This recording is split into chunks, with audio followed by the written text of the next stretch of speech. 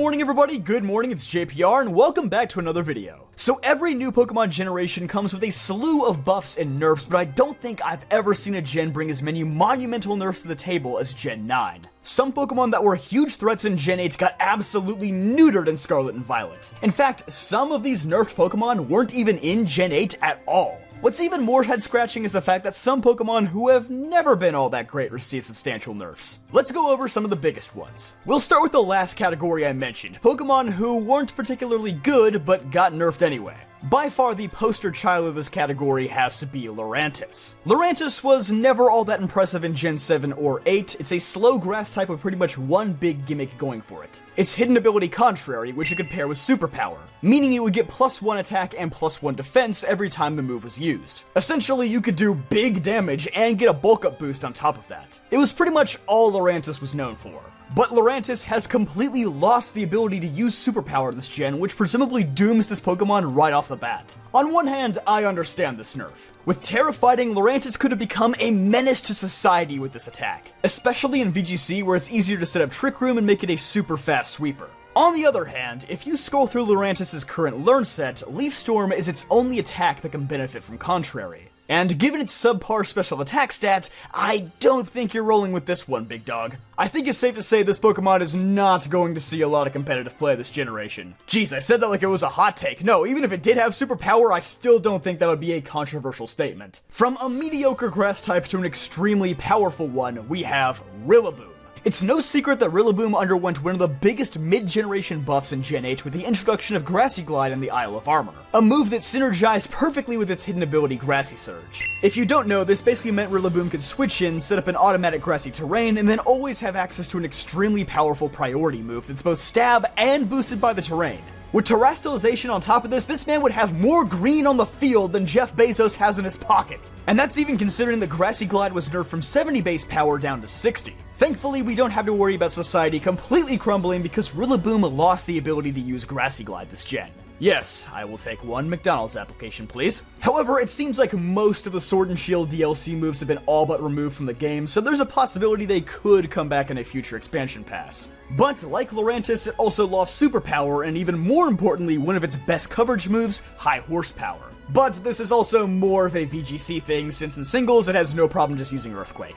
But RIllaboom's definitely not the only nerf starter this generation. Oh, no. After being voted the most popular Pokemon in 2020 and enjoying his 3-year-long vacation from Gen 8, Greninja has returned in Scarlet and Violet, or rather, will return when home is compatible, to a less than warm homecoming. First off, its hidden ability Protein has been nerfed to activate only once per switch-in, and this also extends to Libero, which nerfs Cinderace as well. Again, probably a consequence of terrestrialization. Greninja also shares a nerf with virtually every other water type in existence, as it lost Scald, an incredibly powerful water type attack. Sure, Scald was great, don't get me wrong, but they could have just nerfed its base power like they did with Grassy Glide. Restricting it to just Volcanion seems a bit dumb, since it already has Steam Eruption as a signature move, which is basically just Scald, but better. Chilling Water is ironically kinda meant to be Scald's replacement, but at 50 base power, it seems really underwhelming in comparison. But the real kicker is the nerf to its other ability, Battle Bond.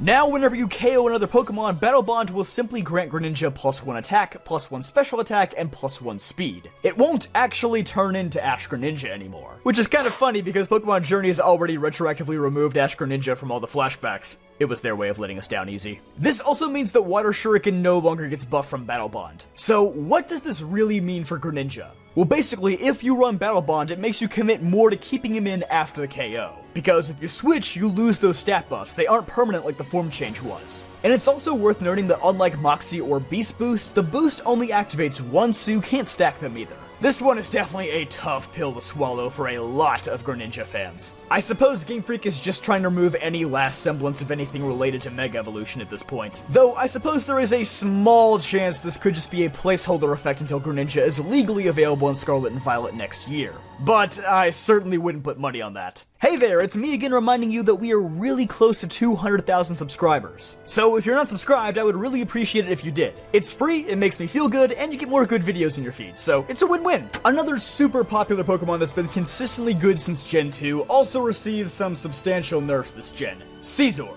It no longer has access to Knock Off, Bug Bite, or Dual Wing Beat, which were all attacks that it got Technician boost from. Again, I assume this was due to concerns about terrestrialization, since these moves would be kinda nutty with both Technician and an extra stab boost. In a way, it's kinda like how Hidden Power had to be removed in Gen 8 to prevent Pokemon from abusing any max move of their choice. While terrestrializing has great benefits for a lot of Pokemon, unfortunately Scizor is more of a victim of it. Other notable Pokemon that lost Knock Off this gen include Thundurus, Tornadus, Landorus, Toxapex, Serena, Crocodile, and Bisharp.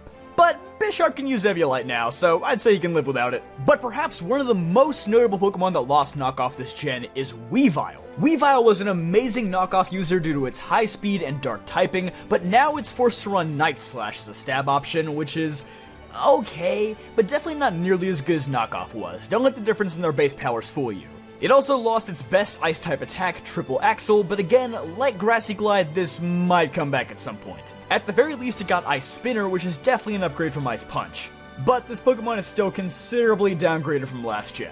Perhaps what's even more insulting is that this gen also introduced Chien-Pao, who is the same type as Weavile with basically the same offensive stats and a much better ability. Poor Weavile is so deep in this thing's shadow it may as well not even exist anymore. And that's even considering that Chien-Pao had its attack stat nerfed in the game's Day 1 patch. Yeah, this thing got nerfed before the game was even fully out. That's how much of a problem Game Freak realized this guy would be. Although the rest of the quartet also had their best stats toned down the Day 1 patch as well, so they definitely share the blame equally, I would say. Well, except for Wo-Chien, who sadly isn't that good compared to the other three, but still had to be nerfed for the sake of fairness. In the biggest move changes video from a few weeks ago, you may recall how we discussed a massive buff to Teleport in Gen 8, as it can now be used as a low priority switching move, making it an awesome tool for slower walls. Of the notable Pokemon that lost Teleport this gen, we have Slowbro, Slowking, Mew, and most importantly, Blissey, who also lost two of its best stalling tools, Toxic and Wish. Now, Blissey still has more than enough tools to be decent, but this is a huge setback. This also ties into the general nerfs against stalling this gen, which can mostly be seen through moves like Roost and Recover, now only having 5 PP each. So in general, this generation's meta is going to be focused much more on hyper offense, as a lot of people have already found out. There was a rumor that Regenerator was also nerfed, but this ended up being just that, a rumor. Regenerator is still just as good as it's always been. Definitely one of the changes I'm sure VGC players are most happy to see though is the nerf to Ally Switch. Although I myself am not a VGC player, I know a lot of people who had issues with this move, as it essentially turned Pokemon into even more of a guessing game than it already was, since you could simply switch places with your ally, if that wasn't easy enough to tell already by the move's name. Now, Ally Switch acts like Protect, where its chance of failing rises each time it's consecutively used. I think many would agree this is actually a healthy nerf for the competitive scene. So mostly so far we've been discussing nerfs to moves, but what about Pokemon who actually got stat nerfs this gen? We'll start with a small one, Hisuian Zoroark. Now, Hisuian Zoroark has always had the same base stat total as regular Zoroark, but the way those stats were distributed in Legends Arceus were slightly different, as the Hisuian variant had 5 more put into its special attack and speed at the cost of slightly lower HP and attack, which didn't really matter anyway. But now, in Scarlet and Violet, Hisuian Zoroark has the exact same base stats as Univin Zoroark. It's a very small nerf relative to the rest of the Pokemon we've discussed, but a nerf nonetheless. Kleavor also received a very minor stat rebalance in this game, with it gaining 5 in its special defense, but also losing 5 in its attack. Much more notably, Zacian and Zamazenta both received big stat nerfs. Zacian lost 10 attack in its base form and 20 attack in its crowned form, which is basically the only important one. Very justified given how incredibly centralizing this thing was in the Gen 8 meta. Now, Zamazenta wasn't nearly as much of a problem, but since its sibling was nerfed, it had to be as well. Zamazenta crowned form would lose 5 in both defenses and 10 in its attack for the sole reason of being related to Zacian, because you just can't have one legendary with higher base stats than the other. Perhaps more notably, their signature abilities Intrepid Sword and Dauntless Shield also got nerfed to where they only activate once per battle, instead of every time they switch in. Again, very understandable, but mostly because of Zacian. The silver lining for Zamazenta is that it at least got body press this gen, which is a pretty good buff. Maybe one of the more surprising stat nerfs though was Cresselia, who lost 10 in both of its defense stats. But I suppose this was their way of accounting for its new signature move from Legends Arceus, Lunar Blessing. This move was also nerfed as it no longer raises evasion and only heals 25% of the user's HP instead of 50%, however it does still heal the user of any status condition, so it's still a really good move. I'm actually very glad to see the stat nerf. And with that, I think I've covered most of the big ones. One thing's for sure though, whether you're playing competitive singles or doubles this gen, things are going to look a lot different than they did in the past. So which nerf do you think was the most impactful? Leave a comment down below. But don't forget to subscribe and leave a like if you enjoyed. And as always, shout out to my channel members for being awesome. I'll see you guys next time.